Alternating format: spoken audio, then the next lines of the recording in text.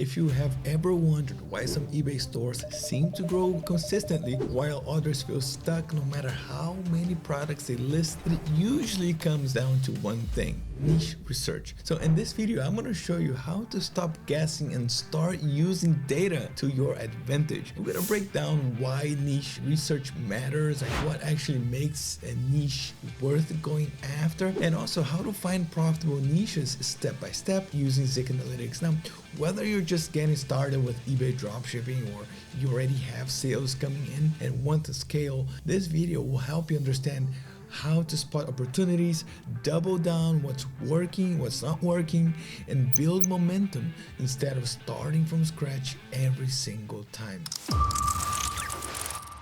Let's start with the benefits of doing proper niche research. All right, so if you're just starting with eBay dropshipping, it's completely normal and often easier to begin with a general store. At that stage, you are learning how eBay works, you're testing products and getting your first sales. You are not expected to have everything figured out yet, and it's okay. Over time, patterns start to show, like certain products sell more consistently, some categories attract better buyers, and a few listings clearly outperforms the rest. That's when niche research becomes important, because once you start focusing on a niche, like everything just gets simpler. You can create multiple similar listings instead of relying on one product, which gives you more chances to generate sales and even control the whole niche. Listing becomes faster because you already know, like you already understand the buyer, the keywords, and the price range that works. So if you are like repeating a proven process instead of starting from scratch, optimization improves as well. When product sells, you can quickly see what's working and then you apply it. You apply that formula to other listings, and because your store stays more focused, eBay's algorithm understands what you're selling faster. So it shows your listings to the right buyers and also allows momentum to build instead of constantly resetting. Starting general is fine and it's recommended, but the real growth comes from mixing that approach of a general store with a niche research. You start general, collect data, and then you double down on what's actually working. Potentially over time, that focus can even turn into a store built entirely around one niche. So now you might be wondering what a good niche actually looks like and how you know if it's worth going after. Don't worry, I got you. When it comes down to deciding whether niche is good or not, there are three main things we always want to look at. The first thing to do is to look at the sell-through rate. Ideally, we want this to be above 500%. This tells us that products in this niche are actually moving and that the demand is strong. Next is the number of successful listings. We want this to be above 50%. If it's too low, it usually means one or two sellers are like dominating the niche, which makes it much harder for us to compete. And of course, revenue. This one can vary depending on the niche, but overall, we want to see solid revenue because it tells us if there's real money being made in that market. So let me show you exactly what I mean with a quick example. So let's just take the pet toy niche, for example, right? And this niche has a sell-through rate of 1,262% and a total revenue of $10,976, and 73% of the listings on the first page are successful. So that's a very strong combination. There is competition, but there's no real dominance. Even though one seller holds like the 34% of the sales, the remaining sales are spread across many sellers. Out of the first 100 listings, 72 are making sales, which means there's plenty of room for us to come in and compete. And on top of that, the sell-through rate is extremely strong. Out of 100 listings, over 1,200 products were sold, which clearly shows high demand. This is where strategy comes in. Let's say you already have a product in your store that's selling more than 8 times per month and you don't see the sales slowing down. That's a clear signal. At that point, it's time to double down on that niche. What I like to do is to list around 20 products within the same niche and let the market respond. Some listings will stick, some won't, and that's completely normal. Even if only one product really takes off, that's enough. It means you have found a niche that works for you, and that's when you keep doubling down and just building around it. Just by quickly checking these metrics and watching how your own listings perform, you can already tell whether a niche has real potential. It's simple, it's clear, most importantly, it's data driven. Other aspects to look at, which is exactly what we're going to dive into next. If this video is helping you in any way, like to understand niche research better, make sure to hit the like button and subscribe to the channel because it really helps the channel out. And if you want to use the same product research tools that I'm using in this video, you can start using Zik today.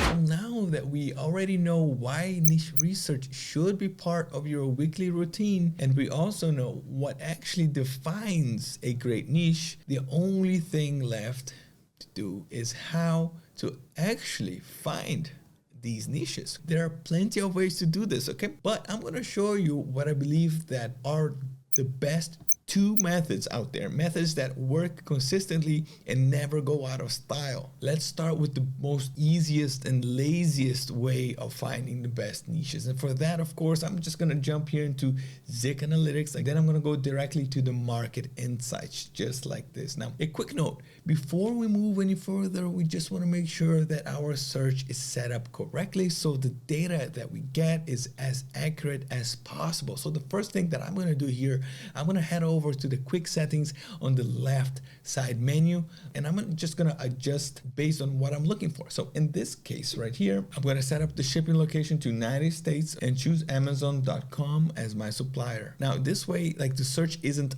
random, it's targeted. The data that we get is actually relevant to our strategy. Now we're good to continue. The fascinating part about the trending niches on the market insights tool is that you literally don't have to spend time thinking or searching for a niche. Like, Zik already provides everything you need, and this niche is changing all the time according to the best niches trend on eBay. It already does the searching for you and literally delivers it on a silver platter. Let me show you exactly what I mean, guys. The only thing that I really have to do here is to find a niche that interests me and click on it. In this case right here, I'm gonna go with this niche right here, desk, home, office, computer. Again, so just like we saw in the last niche, all the information we need is right here to validate this niche. So it has a 624% sell-through rate, a revenue of $44,068 and 64% successful listings. Now,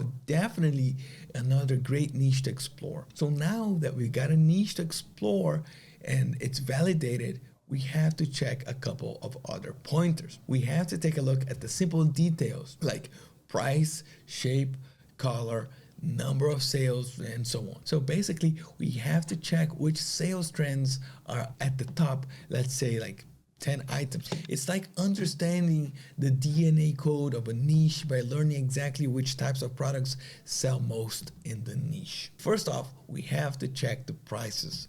For this niche, as we can see here at the top, the average product price is $82.94. So we have to keep in mind that when we find a product, it has to be around that number so that we can still be competitive. Now, going forward here, I'm going to click right here, the 30-day sales, because this will sort our items from the most sold to the least sold. So giving us a better idea of the items that are hot right now.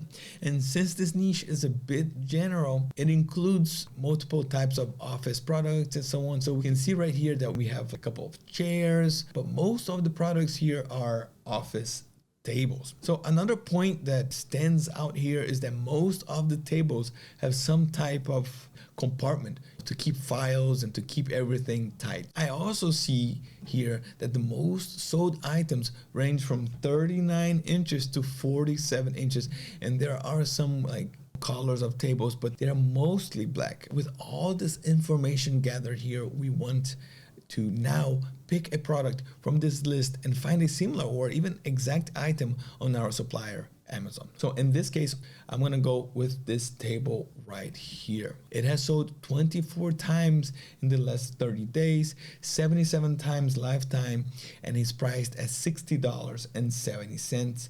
So it has a huge demand and the price fits our needs perfectly. So the best part is finding an exact or similar item on Amazon. Here, once again, Zik makes our life a lot easier. You know, you see this little red box right here on the right side? I'm just gonna click on it. Then in this part, normally Zik has already found an exact or similar item that can match it. But since this item was recently added and the seller is basically new as well with just like 121 reviews, Zik doesn't have it yet in their data. Now, for me to find the item, the only thing I have to do right here is to click right here on the Amazon logo, and then it's gonna run a search by title on Amazon. Then, just to make everything easier for us, I'm gonna select right here for Amazon to sort the product from low to high. So right away, we can see an almost exact match to our product, and we can source it for only $51.70. Not only did we find like a product that can bring in around $7 profit per sale, but we also found one that's very similar to what our competitors are selling, with a few small differences that certain buyers might actually prefer. So overall, we are offering a cheaper option with the same quality, size, color, plus slightly variations, which is exactly the kind of thing eBay loves. They boost our listings higher in search results. Now, if I know that this product matches the criteria for a high demand product in this niche, ideally, I wouldn't add just like one product. If I have high selling limits, I can add around 10 or like 20 similar products and let the numbers do their job. At the end of the day, we're adding 10 to 20 products that perfectly match the niche demand on eBay. So anyway, what did you think about this? It's pretty simple, right? Let me know in the comment below, okay? We're about to jump into our last example. Don't go anywhere. And before we do, just make sure you like and subscribe so you don't miss the next videos.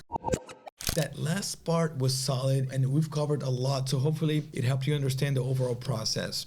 Now we just looked at the easiest and most hands-off way of finding niches, but you don't always need a random niche that Zik finds for you. Like a lot of times, especially once you start getting proof of sales, you already have like a good idea of which niches are worth digging into. So in this case, I'm going to show you another simple and effective way to find niches, and for this we're going to use the product research tool inside Zik Analytics. To access this tool, all you have to do is just head over here to the left side menu, and then you click here on the product research tool. From there, you can search for any keyword you want, either like a new idea or something that you already seen sales in your store. So in this case, I'm going to use the same niche from our first example just to keep things like simple. Okay, so I'm just going to put here like pet toy.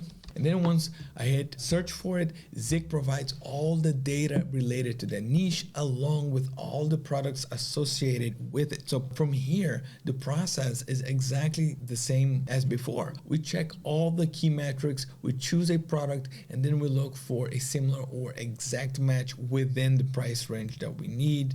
And what we can see here in this case is that the top selling toys are almost all very similar. They might differ a little bit in color and like in shape, but overall they serve the same purpose. So I am going to pick this product right here. It has sold 73 times in the last 30 days and 648 times lifetime, and it's selling for $14.95. When I open this listing here on eBay, I can also see that they're selling like individual units for $9.99. So that gives us more options. So I'm going back to Zik and repeating the same process we used earlier. I just click here in the red box, select Amazon icon, and then sort the results from low to high, and then I start looking for a match. This is the exact same item selling for just $6.99 per piece. This doesn't leave us with a huge profit, but still like around $2,